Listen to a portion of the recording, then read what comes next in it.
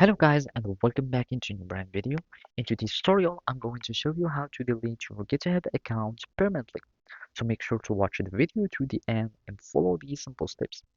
So the first thing would be is to open your GitHub account, and after that you will be needing to go here into these three line icons, and basically it will open a sidebar menu. So you have this top repository sidebar, and you will have an additional one that will be shown. And basically we need just to search for settings, and it seems that settings is not here. So we will be needing to find it here in this profile icon in this corner, and from here we are just going to settings, and basically you will find all these options in this sidebar again.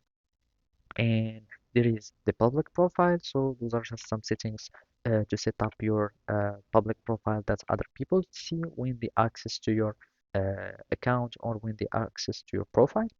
And the one that we are interested in is the account settings. So you can change your username, etc.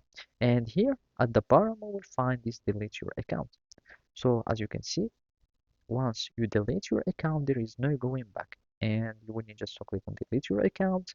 You will need just to confirm your decision, or you will need just to confirm your choice. So you will add your username or email, and you will need just to type delete my account as, and from here you will need just to add your password, and basically you will need just to add your username here, and this one will be highlighted.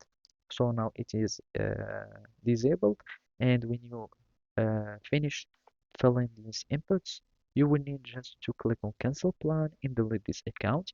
And as you can see, even if it is a reversible, you will have immediately your repositories that will be deleted, but you will no longer be billed.